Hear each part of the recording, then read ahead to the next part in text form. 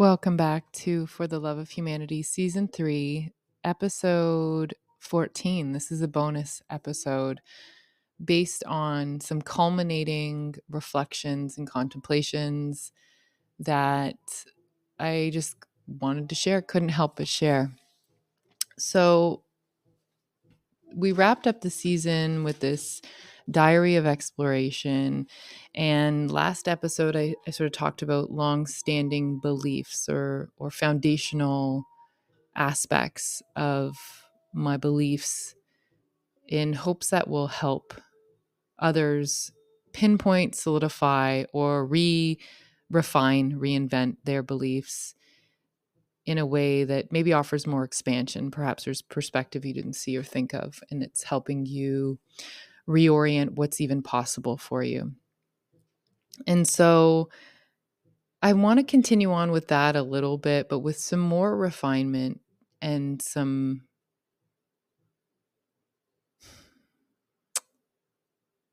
conciseness around what I'm actually saying. And I know a lot of the podcasts before, I'd spend maybe explaining how and why I believe the things that I believe, or how I came to the understandings in terms of logically why it would make sense. And it feels like I've straddled this line for so long of like belief, disbelief, belief, disbelief, belief, disbelief.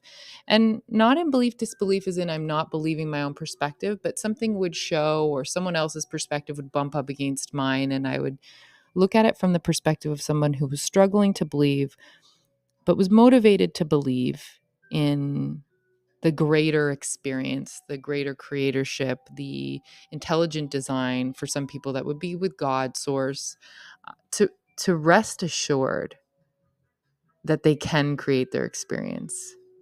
And I was speaking with my husband about this today, about how some people will talk about your experience being, you're just going to have to get over the fact that it's going to be 50% good and 50% not. And there's just a part of me that doesn't believe that, didn't believe that, and doesn't experience that. Now, I do believe in balance and I do believe in harmony, and I do believe that experiencing pendulum swings gives way to momentum, which creates a balancing effect. But I don't believe that you can't, I believe that you can change your baseline experience so that your pendulum swings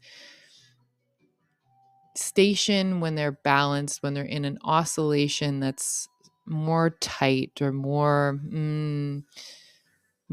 neutralized, that it's in a realm that you can choose. Now, your neutralized experience might be more towards apathy because that's where you level out when you finally level out. But what I'm saying is you can level out into peace. You can level out into general gratitude for being here and being alive. That is possible.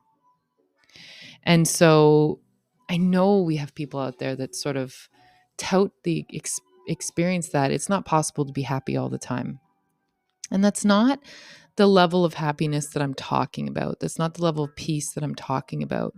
And so when I say this, I know it potentially sounds trite, but there's two things we can experience, and there's so many more, but for the sake of trying to elucidate what I'm talking about, is you can enjoy your experience, which includes being resilient to the things that come up in your awareness and in your experience.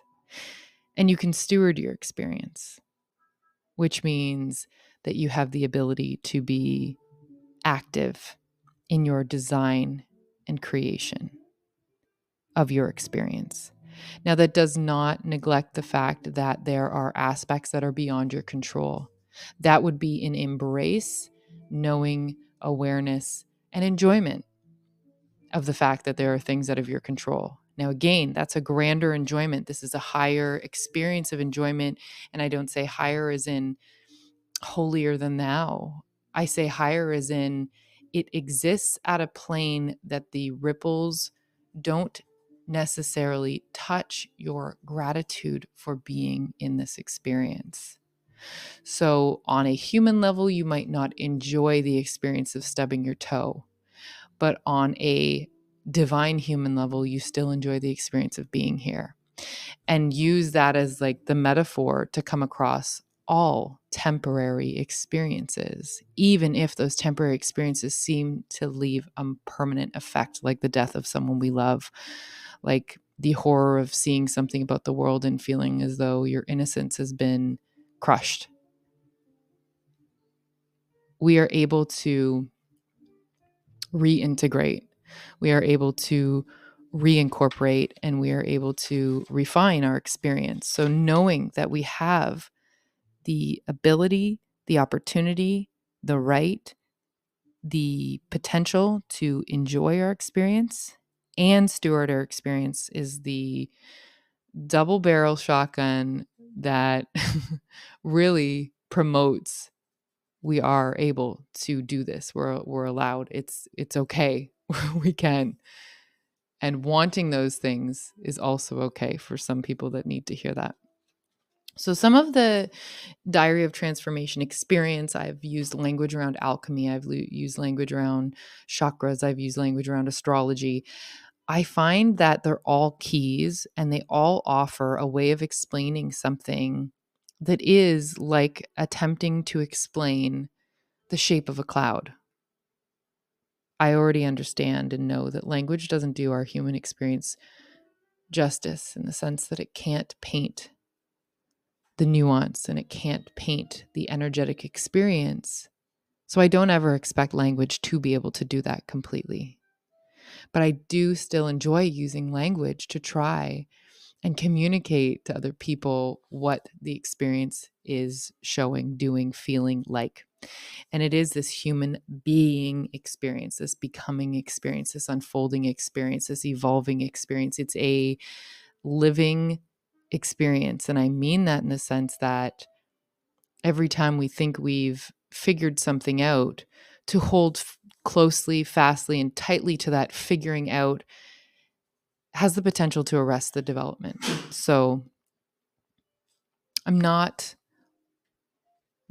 imbuing my words with permanence, I suppose, when I discuss this. And so some things I want to share is that on this journey of transformation, there were some foundational things that I had to come to terms with. And one of them was my power urge, my control urge.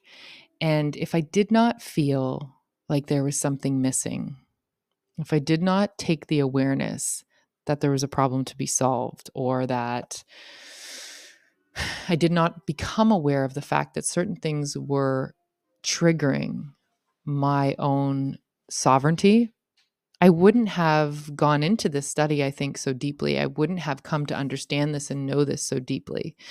And you can be told that you are the creator and that you are creating your experience, that you're entitled to that, you're responsible to that. This is your right and responsibility. It is your gift and your task. If you didn't know this, you might continually experience things in life and just feel as though life is living you, not you were living life.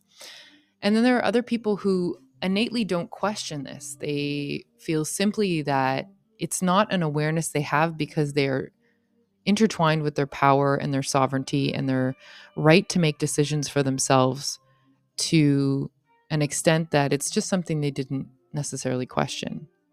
Now, I think that if you're going through experiences and you feel like you're being taken for a ride and you're externally focused when something happens in your life, then there's an opportunity to look at your co-creation in the experience. And at first it felt frustrating that I was looking at this power urge and why do I feel like my power, my supply, my source supply had been cut or shifted or diverted. This was moments when I felt helpless, moments when I felt depressed or apathetic, moments where I felt as though there was something else that I was able to create and for some reason I could not create it, which led me to all kinds of internal awareness, internal journeying, internal experiences, led me to understanding alchemy and the way forward being to take every experience as an opportunity to find the gold in every experience and really get to know that tool as being super functional and the least wasteful and the least inefficient. I did some more looking into my human design, and one of my strengths is to look at systems and analyze systems and sort of get in under the hood and see if those systems actually are still offering value to the human evolutionary experience. This is part of how I learn. And where can I find efficiencies, or is this cracked up to be? Is this all that it's cracked up to be? And I do somewhat of a deep dive, but a deep dive to the level that my intuition's like, okay, we've got the gist of it. We understand it. We understand the point and purpose. We understand the function. So how can this be used elegantly, and how can this be used as a tool? And so always knowing that I'm using my experiences to create an evolved experience aligns very nicely with my worldview of the human experience. It aligns really nicely with the fact that I know we're always taking in information and expanding for our own gradual development, for our own refinement. And I believe that. So my worldview is such that we are evolving greater and greater, not that we are devolving. And that's something I've talked about in previous seasons. I don't believe that the human species is so frail that suddenly something that we do in 2024 is going to degrade our degrade our human bodies and mind complexes capabilities to such that we will die off. I just don't believe we're that frail. I believe that the the time that we have developed and evolved into the species we are now has made us more resilient. Now, this just happens to be, to me, the chunk of evolution that deals with the integration of mind, consciousness, awareness within the body, so that the mind, consciousness, awareness is partnered and paired with the body in such a way that we make an evolutionary leap, especially walking hand in hand with the technological leaps that we're about to experience, that we are experiencing, that we have been experiencing. So for me, it's like a mirror, it's such a metaphor, what we're going through with quantum computing and understanding the quantum leap we're doing in our consciousness and our evolution and our mental. So we have this conscious awareness, and it can bring to us all kinds of things, problems, cracks. It can bring to us everything that is dragging our evolution, our consciousness, our mind. When we catch the seed of awareness, when we actually develop the seed of awareness, and this is where I believe we're developing these things. We're just like we developed certain physical attributes, we are developing mental attributes, but we have to create them. We're making them. We're making them out of our mental. We're requesting them. We're requiring them. And through that request and requirement, we gain awareness to watch the request be fulfilled. So we're requesting the ability to become self-aware, self-conscious, and aware of what's going on within our minds. This could be triggered by all kinds of environmental experiences, but one that stands out to me is the fact that we are experiencing mental illness together as a collective, and we are talking about it, and we are looking at the worry, the stress seems to be such an interesting mass experience, and we know stress degrades and erodes the body, so there needs to be a solution to stress. Currently, I see a very hyper focus on stress as a disorder and an ailment, which identifying, being aware of something is wonderful, because we can see where the drag is happening. But we do need to move beyond the discernment or the identification phase of a problem. We need to move beyond just like, there's the identification of it, the stress is the problem, okay. And now we see, I mean, we've seen for a long time, but because it's a mass experience and because people who don't have access to therapy are still experiencing this. So what I think is so incredible about the human experience is that every body is looking for solution as much as it's identifying problem. Now, the mind could get fixated on the problem and not know how to develop the solution. And some people are lucky to have worked with therapists, somatic therapists, psychologists, psychiatrists, psychotherapists to develop these solutions. And some people aren't so lucky, but it doesn't mean that the people who don't have the financial means or the ability to work with those people, it does not mean that solutions won't be found for them, which I find so incredibly wonderful about the human experience. You don't have to have a doctor to heal. That's not um, that's not a human requirement. That's a social cultural condition that we've accepted and adopted, and it's wonderful and it's helpful. And at the same time, it does not mean that if you don't have access to that, you are shit out of luck. So, what I find about this human evolutionary experience and the resilience of it is so incredible because we will find a way. And some people might not in their lifetime. I'm not claiming that every single person will, but as a human evolving species archetype, we must, because the drag of stress and the drag of worry is degrading and eroding the system. So the mind is getting more adept at finding what is dragging and eroding the system. And from that, we've created a level of awareness that perhaps was not readily accessible to all human beings. Perhaps at one time it was accessible to people who studied psychology, people who are aware of the occult, mystics, people who were, very, very innately aware, people connected to natures who could see the cycles in nature, who could, you know, find these internal experiences on their own.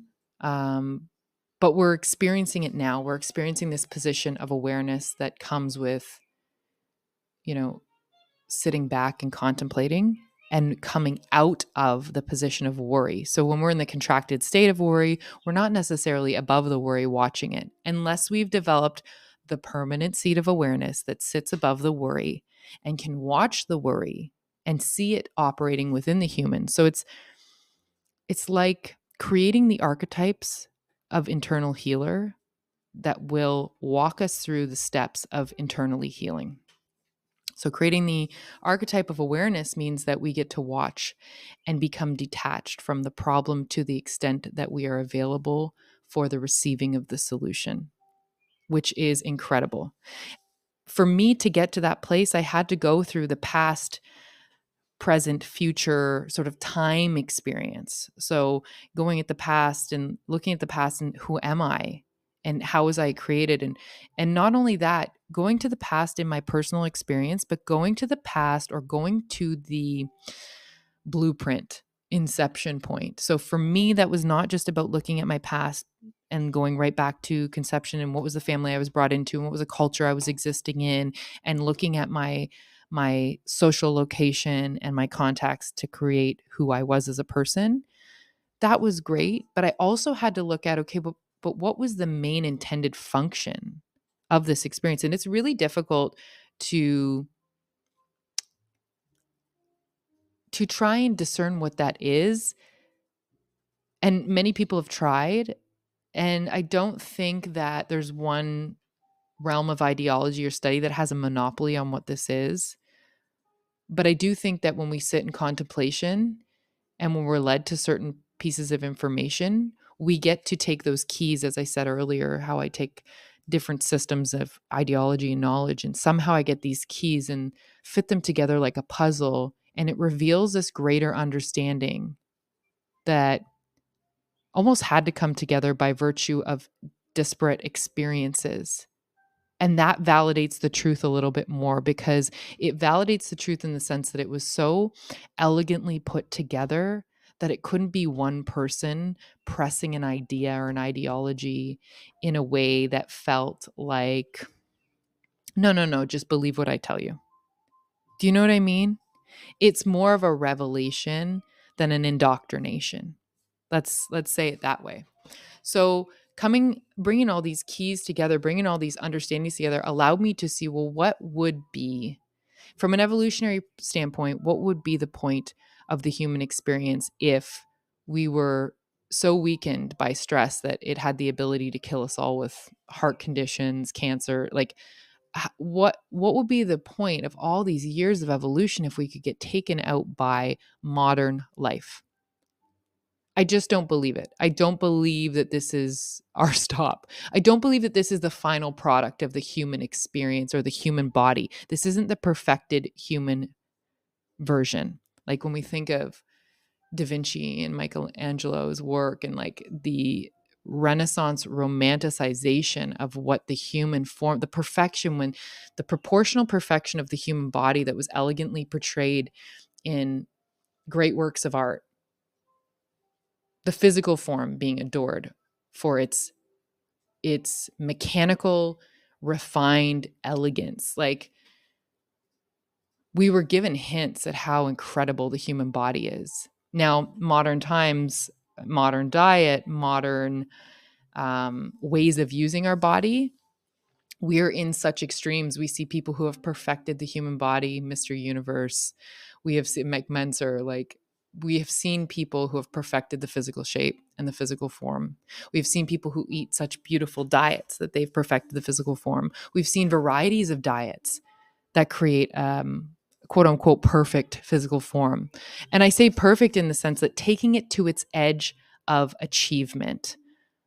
This is not like putting it in a garage and letting it rot. This is using the body to perfection, intuitively listening to the body, feeding the body, giving the body what it needs. The focus is on the body, right? And so we've seen that. And I have such a hard time believing that, given what our body's capable of and given what these people who have worked with the body and perfected the body have understood, that our body would just be so weak and frail that, sitting at computers under halogen lighting in a mechanical position, tightening our hip flexors, um, tilting our crown forward, looking at devices, is the pinnacle of the human experience. And I do not believe that we go extinct. I believe we reach a zenith and we flip over into a new experience. We flip over into a greater evolutionary experience, because that's what we've been shown happens anyway. There's always these moments. So for me, that's not what I believe to be true. It doesn't feel right in my system when I think about it. It's not what's been shown to me in the synchronicity and in the revelation of what's here for humanity. And this is not just in the physical form, it's in the mental form. We're not meant to just degrade into a barrage of mental illnesses, as we call them, and mental disorders. That's not the peak experience of our mental state. And it's not just for a few people on earth to experience who happen to have these peak mental states. And it's brilliant because we have people who have used their minds to create genius innovations and manifestations and experience. And we have seen people who have used their mind to create such peace and such transcendence, like in the spiritual realms and in Eastern traditions, like in all kinds of ancient practices, we have seen people elevate the conscious experience as well. These are all pieces of the puzzle. And I believe that that peak experience is meant to be unified with the peak physical, the peak mental, the peak emotional, the peak soul, the peak spiritual, the peak. It's all meant to culminate. There's a crescendo. We know this. We've experienced crescendo. Crescendo is not a foreign idea to us. And I get that there might be criticism about idealism and hopefulness, but I don't think people reach genius levels by not holding idealism and hopefulness. I think if you want to say, and that's part of this like straddling back and forth. Do I believe? Do I not? Am I empowered? Am I not? Back and forth. Am I sovereign? Am I not? Am I the creator? Am I not? Back and forth, back and forth, back and forth. What I've noticed about the people who are living at the edge of their creation, who are jumping into the next, they're finished with straddling the line and they've finished with arguing or finished with proving the beliefs. They now just speak to those who are like, yep, get it, got it, what's next?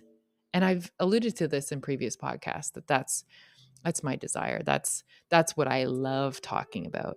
But I'm very passionate about this part because I believe it would be a waste for me to learn these things and not share what I've learned, not because I want to influence how people think or I'm saying I've got the one way to get there. Zero. No. What I've learned is you are the creator. And what I've learned is you are also the designer and the architect. And what I've learned is that you came here to enjoy this experience and that you came here to steward this experience. And that's like with this, balanced masculine and feminine fluorescence. And these are the paradoxical, intuitive, not dual. Like when we say dual, we think of dual as an oppositional, but dual is in like this love making expression. Dual is in feeling the friction and the enjoyment of two things that are somewhat different connecting and creating something new that is amazing. That's like cell division.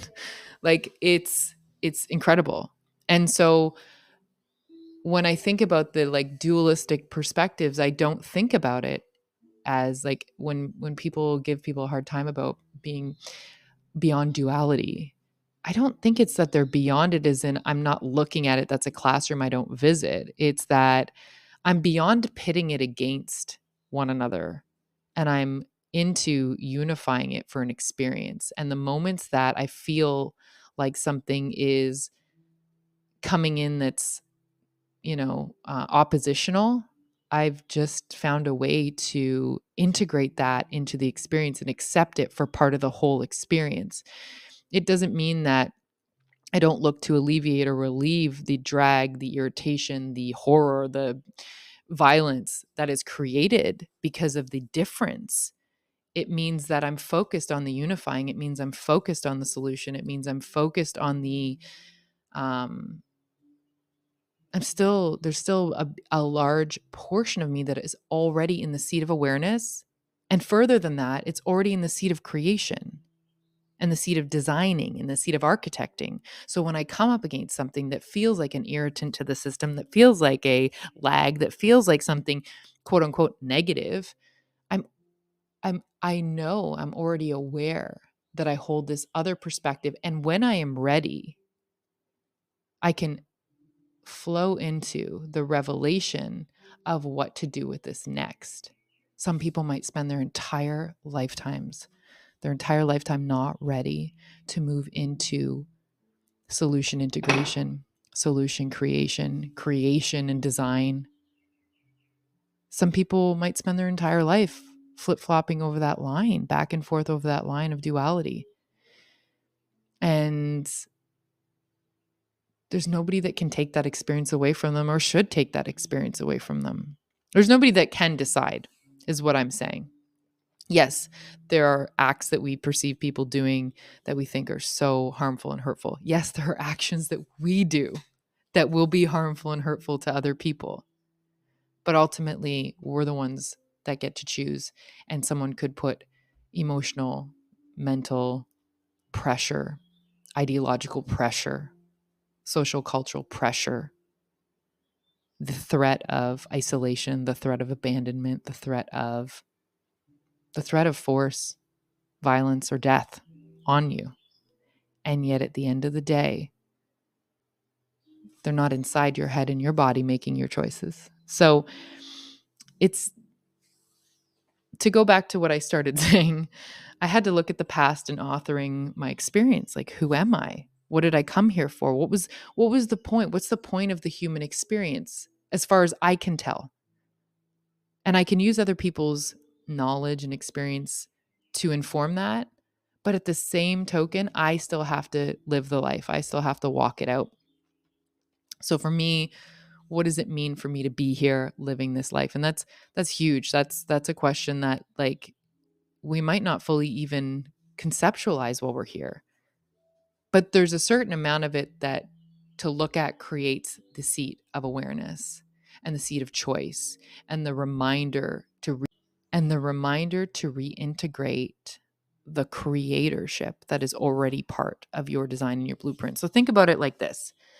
There's a blueprint of who you are as a human being, like there's a blueprint of a house. And you maybe only see the first page of the blueprint, like I eat, I sleep, like the basic functionality. But as you sit with the blueprint and you give it your focus and awareness, it starts to move into a 3D object.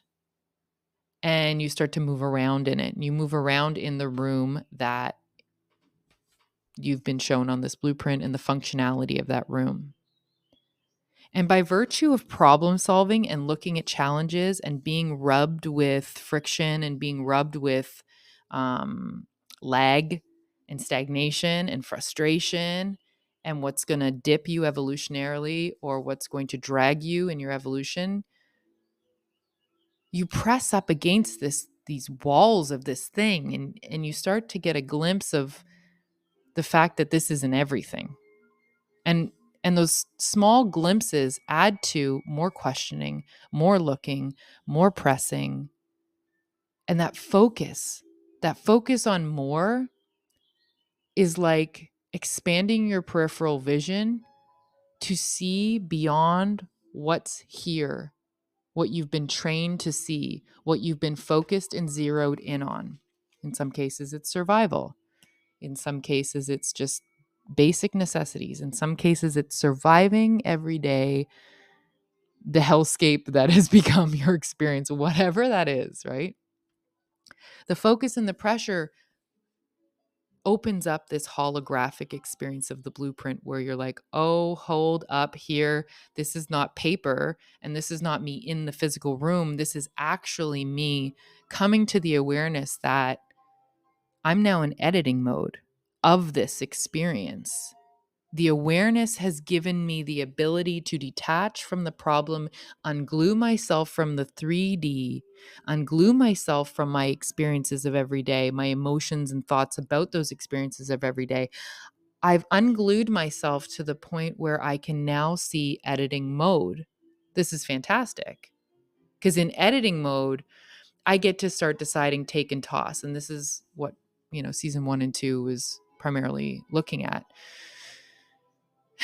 And this is a practice because we still have to live in the house, right? So we still have to do the dishes in the house. We still have to do the feeding of the body in the house. We still have to do the taking care of the stuff in the house. There's still that experience.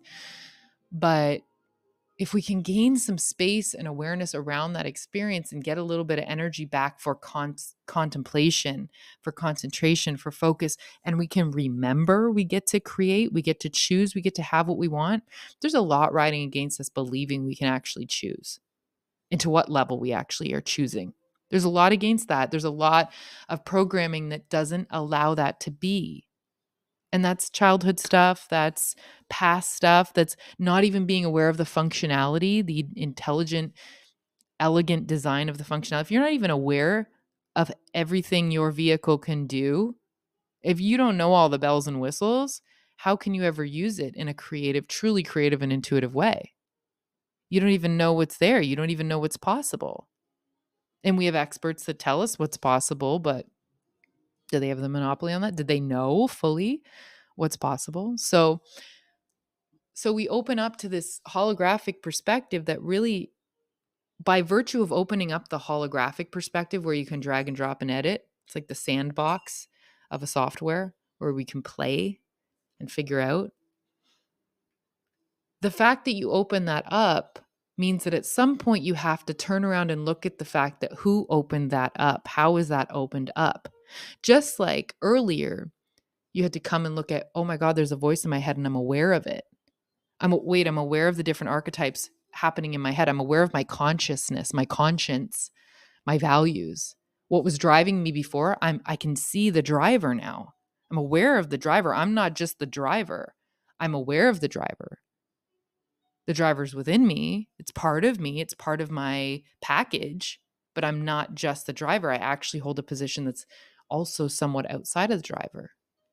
And The quantum aspect to this is that it keeps expanding. Our limits are our perception. Once you look at that your limits are your perception, it's like, holy smokes. So anytime I think I'm not capable of something or I can't create something, that's a perception, a perspective. And do I want to have limits on that? Well, to be able to function and not go into total like flooding and psychosis of the options or what's possible, or like blank space that makes me feel so free, or blank space that makes me feel so flooded with option and decision. Holy smokes. Like, so you have to develop the archetype that can handle that. And you don't actually have to develop it, it's there. It's part of the blueprint. You just didn't know it was part of the blueprint. When you were introduced to the blueprint, it was given to you in bite-sized pieces or perspective. And now you're open to the fact that every time there is a push for something, I require it of myself to create the thing. And if I can stay out of a contracted survival state, I have an easier time at recognizing what evolution has asked me to create within me, what I have asked myself to create within me of my experience. So we are creating our mind as much as we're using it. We are creating our archetypes and our consciousness as much as we're using it. These things aren't fallible, aren't unfallible. These things aren't final. They're not created in perfection. They can be, but each person is responsible for almost creating that. It's kind of like, this is the quantum, this is the fast, this is where everything in the mind happens so much faster than everything in the body. We had to develop walking on 2 feet. That took however many generations of creating and evolving, right? But the mind is like, this is where it gets more individual, because you've got to create your own individual internal archetypes to navigate you through this evolutionary experience. So we create the seat of awareness, which is what we've been told by Eastern minds, by Eastern thinkers, by some Western philosophies as well. But we've been told about the seat of awareness, the seat of awareness, the seat of awareness. You create the seat of awareness. You create the seat for your awareness to sit in, and you become aware of what's going on internally. And through that awareness, you start asking bigger questions like, well, does it have to be this way? Well, who said? Well, who has the sovereignty within my domain? I do? What can I create? What is possible then to create? What do I have at my disposal to create with? And what are the limits of my creation? Well, just by virtue of asking those questions, you've now become editor. You've now become designer. You've now become architect. You're designing it. So then you start working with your consciousness and you say, well, what's the best way for my consciousness to bring information to me so that I don't get flooded? What's the best way for my consciousness to present me with its findings in a way that doesn't make me feel overwhelmed and that I'm constantly criticizing myself? What is the way that my consciousness can problem solve without staying in the problem in such a manner that it is arresting my development, that is stopping me from solution integration? Because these are modes, right? It's really enjoyable to find a problem. Sometimes it feels like, yes, a word search. I found the word. I'm using my discernment. Where's Waldo? Radar. Found it. There it is. Located it. There's a short term like, win. Otherwise, if we didn't have that slight hit, dopamine hit for finding, would we go and search and find? There's breadcrumbs all the way along. We are breadcrumbing with ourselves. So we get a little breadcrumb. I found the thing. Okay. What happens if we stay looking at that thing and think, oh, fuck, this thing is huge. Oh my God, it's connected. Oh my God, it's a web. It's connected to my childhood. It's connected to the culture. It's connected to all these things. Fuck, how am I ever going to dismantle this? How is this? Oh, how have I been living like this? Why is this here? Oh my God, other people don't have this problem. Oh my God, comparison. I'm so ashamed that I have this problem. How have I felt so disempowered? How have I felt so ununified with my self-confidence and my self-esteem? How have I deferred my power to other people? How have I people pleased? Oh my God. You could go down this snowball. You could see it being problem focused. long term is not where the solutions come. Problem focus is a discernment. It's a tweezing out. It's a seek out the problem. It's a search mission, and we see it and we find the thing. One of these things is not like the other. One of these things is causing a problem. One of these things is the sliver, the thorn. One of these things is the mutation that's not creating a positive evolutionary force, or it is. From a grander perspective, it is. It is because it got the pattern interrupt to happen and to make a change. So we seek this thing out, but do we stay in that seeking mode and just now overwhelm ourselves with every single problem and challenge that's ever presented in the subconscious? Like, the subconscious is a vast state. It's a vast supercomputer. Do we want to stay in the subconscious and be like, okay, lay it on me, show me everything that's wrong? How would we move back into creativity with the weight of all of that? It's very challenging. So we have to understand balance is there for a reason. We have to understand we have these two functioning perspectives. We find the problem, we bring it into our awareness, we identify the problem, and then we move into open knowing that we are natural solution integrators, solution creators. This is our creative building capacity. And when we think about the hit we get from creativity building, that's a different satiation. That's a different meal. That's satisfying on a whole different level. That needs a heartier meal because creating and implementing the solution is a longer term game than identifying the problem. Identifying the problem could be pretty quick. That's why we get a quick hit when we find it. Ding, ding, ding, we got it. But creating the solution takes a lot more sustained focus. And for sustained focus, we need a drawn out, satiating experience. So that's why it feels so good to be in creation, in building. For some of us, when we get to build something with our hands, when we get to color with crayon, it feels gratifying for a reason. That flow is that sweet, like, slipstream of that vibe that locks you in because you're meant to follow it through the process. You're meant to be there with it. We're incentivized to evolve. Who's incenting us to evolve? The design itself is incenting itself to stay in existence. That, to me, is one of the most beautiful things about the human experience. We're incentivized to evolve and become better. How beautiful, how elegant, how smart, how intelligent. This is why I don't fear absolute hopelessness. I don't feel we're meant to live in a slow degradation. And so once we create this seat of awareness, we create the seat of editor, architect, designer. So we decide how our consciousness can work for us and with us. We can decide how our emotions can work for us and work with us, how to best use these aspects. We get to retool. We get to retool the function. Once we understand the form and function, we get to retool it. That's been our experience our whole lives. Think about it. Every time you fully understood something, you have the ability to now use it in whatever way feels intuitively best for you. And if you trust your intuition, you trust the ride. If you trust what you're about to create with this thing, now that you know its full form and function, now that you know you're not just a blueprint, you are a blueprint, and you are the material experience, and you are the holographic editing system of the experience. And you get to create now from that. You have the ability to bring into form creation. I have that knowing easily because I brought children into creation. I know that I can create. I've had that physical experience. That's a privilege and a gift in itself.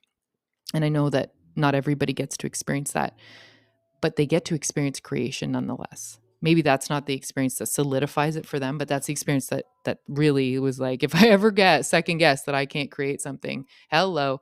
If I ever forget that everything I've been creating already, and I don't for some reason let myself look at that creation and have that be evidence enough. Here's one like real hard and fast, like example. I created 2 children, created 2 human beings with co-creative experience. Like, wow, there's the evolutionary, the human, the natural cycle right there. I can see it. I can see it in my life, and I can lean into that whenever I have doubt or whenever I'm in a moment of like, will this work? Can I do this? So knowing that that's the functionality you have opens up everything. And of course, we're human. We're going to doubt it. We're going to go through experiences where we bump up against hard things and we're going to be like, is that real or is it only real for this experience? No, it's real. It's a real thing. How you use that knowledge that that's what you are and that's who you are and that's what you can do is now yours. It is yours. It was always yours. Maybe you didn't remember it, but it's time to remember it and reintegrate it. And you get to do that and you get to have that. And that's really the legacy of what I want to leave, because I've come to that understanding and knowing. And there's not one way to get there. You find your own way there. But if you never knew that that was part of it, that was, and it's beyond that. It's beyond what I've come to understand. I'm excited about the fact that I'll continue. It's quantum. It's holographic. I'll continue to open to more and more levels and layers. Carl Jung talked about everyone lives out a myth. Everyone lives out a myth. And if you think about that, everyone lives out aspects of archetypes. And the human experience and expression is an archetype. And there's a perfected form somewhere ideologically, etherically sitting there as to what the pinnacle of what that looks like. If you believe that time is not necessarily linear and you can get your head behind the fact that the perfected form is somewhere, there's an intention. There was an intention behind this. And the perfected form is there, but the perfected form is always refining and perfecting. It's living. It's not, that's what we are. Spoiler alert, that's what we are. But it's a living organism that is perfecting with time. And there was an original intention behind the perfection. And the original intent wasn't create and destroy without humility and without reverence for the creation itself. That was never the intent. And when you contemplate on it long enough, you understand that. You see it. You're like, oh, okay, obviously. Yeah. We're not just creating a sandcastle to punch it and think, stupid sandcastle. That's not what's happening. So when you start to understand that and you understand the archetypal experience, you're like, well, what can this archetype do? What can that thing do? What do we do with this? What's its functionality? What can I do with it? And then everybody gets to create what they will with that. So going through your levels, that's like moving through past, present, and future. That's like, who am I? What's the blueprint? What was the original intention? What am I here for? What have I created up until this point? What did my past create out of me? Present, what are my faults, virtues? What is going on in my life right now? How does it relate to my past? And how is it going to create my future? Do I want that? Editing mode happens in the present. Practice mode happens in the present. You use your future, what you want it to look like, your visioning capacity to inform what you're doing right now, to retool. Okay, well, if I follow this trajectory all the way down, I don't want my consciousness always bombarding me with shit that I'm doing wrong all the time and a perfection standard, because that doesn't help. But I do want to know what the ideal is, and I do want to know the areas where I'm missing the mark or in misalignment. I use that consciousness function for misalignment. Alignment to what? Somebody else's ideal? No, to mine. Well, what's my ideal? Where did that come from? Is that even possible? Am I delusional in thinking that this ideal is actually possible? Well, what's the original creation intent? Well, the original creation intent was to be able to come here and create, to steward an experience and to enjoy an experience. Okay. That gives me a lot of room for creation. Yeah, that's what the point of this experience is. Fantastic. Good. So if I could have what I wanted, what would that be? That question for me 2 years ago just like flooded my system and I couldn't barely see it. But you asked me that as a teenager and I was like, the world and fun right now. I want the whole world and I want fun right now. I wanted both. And I could identify it from moment to moment. And then I realized at a certain point I started settling, and then I realized life started getting hard, and then it felt jaded. And then, you know, my mental systems weren't necessarily working with me in a way that I understood. And I never want to condemn any part of my system. You don't want to condemn the parts of your system, because I've done that. I've attempted to turn off or separate from aspects of me that felt problematic without actually looking at the fact that, well, what's it here for? What's the function of it? Have I been misusing it? Have I misunderstood what it was here for? Did I develop it as a protection mechanism? Go to my past. Let's look at it. Go to my past, look at what the intention and form and function is, retool it, because at this point I've been using it imbalanced for so long that it's not really helping me. It's creating a drag. Great. I'm glad I have this information. Let's retool this thing. Let's use it for the way it's meant to be used, or let's use it for a way that it was meant to be used, plus the information I've gathered as a human being on earth, the experience and wisdom. I bet I could use it in this way even better. Fantastic. Unify that experience, unify those two things. Steward your experience and enjoy your experience, and see what you create from that vantage. So we're creating anyway, all the time. And when we're creating without awareness of what we're creating or why, or what our capabilities or functions are, or we're creating without the awareness that we are the creator, imagine how our creations are coming into being. Imagine the intentionality behind it. Imagine the power, the force. Imagine the influence. Imagine you've got this full creative stream coming in, and you've allowed so many different, subversions of that, or repression, or leaks and drains. Imagine now you can go in and heal that, or create what you want from it, and shore up the areas that are really beneficial to you. Imagine you could figure out cheat codes that worked best for you. And you can, but it takes practice. And I would say the majority of my practice has been remembering this, and remembering to return to it and reintegrating it. I was never divorced from my power, but there was a part of me that felt very disempowered. I was never separate from my power, but there was a part of me that had cognized or mentally created the perspective that other things were controlling me, or that other things had the power to control me, or that I wasn't in control of my experience. And to a degree, that's true. We're not 100% in control of our experience.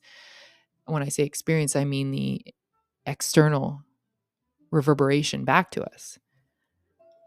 And to the degree that we're aware of our creatorship, we're not necessarily in control of the internal landscape. If you don't know that you have the ability to work with your emotions, and that you're above and beyond the transitory nature of a single emotion, if you don't understand that, and the emotion comes through you and it's the force that moves you, then you don't realize, then how can you be the one steering that? You're not in control. You're not creating. If you're not aware of that, and if you think, oh, I don't want to control every aspect inside me because that's controlling. That's not what I'm saying either. I'm saying develop the position of the creator, develop the position of the awareness, develop the position, perspective, persona, archetype aspect of your mental landscape. Develop these archetypes within. That's the evolutionary jump we're at mentally, and it springboards from there. It's like, whatever we can attempt to do with technology, there's some form of human expression of that we are going to come to evolve. And I believe it's already in the blueprint. It's already part and parcel. There is no limitation. It's already a yes. It's already a yes. But getting there, we have to figure out. But we're not figuring it out alone. There is revelation. There is that experience of receiving the solution. And there is no problem that there isn't a solution for. That's just not the nature of the experience. Because every problem comes with its solution. This is yin and yang. The wholeness is already the experience. So when we find something that seems not whole, it's only a matter of focus, attention, time, and revelation for the other half of the aspect to come. Balance is an innate part of the human natural experience on earth. Rebalance always is coming. It's always coming. Whether we keep that balance at bay for a really long time is up to us and how we choose to live our experience. And for many, they don't necessarily believe that's up to them. This is the remembering and reintegration aspect. And so remembering that we are sovereign, remembering that we are our own power source, that we are connected to our power, we are connected to our authority, we are connected to our internal authority, we are connected to our sovereignty, we are creating our experience, is a leap that everybody gets to make. And I don't know if everybody will make in their own lifetimes. And I don't know what percentage of the population will make this leap. And I'm not saying there's one way to get there. I'm saying that this is available and possible. And that's just coming to that understanding. Like, this is in the masculine and feminine dynamic, I can create and I can uncreate. I can design and I can architect and I can implement. And those work together. They're not pitted against one another. They're working together. And when people can get that harnessed, like the Chariot and Tarot, oh my God. Like, this is the Emperor and Empress union that has all of the elements, that has all 4 elements at their disposal on both sides. We are meant to thrive. We are meant to evolve. And when we realize that the systems that we have that are right now causing us frustration, or we feel are working against us, that's not meant to be the peak experience. That's not meant to be the evolved experience. That's on the journey. So when we pathologize things, I find there's a bit of a danger in constantly stewing in the problem and stewing in pathology. We're not balancing out by going into the creative realm. The finding of the problem is the quick, where's Waldo dopamine sort of hit, and the sustaining slow drip of enjoyment is in the creation and the building process, the integration of the solution. And we're not that frail. We're not that weak. We're not meant to be taken out by menial stress, but we are meant to become aware of the stressors. And we get to be in that state when people say, I started with that whole, life is 50% hard and 50% great.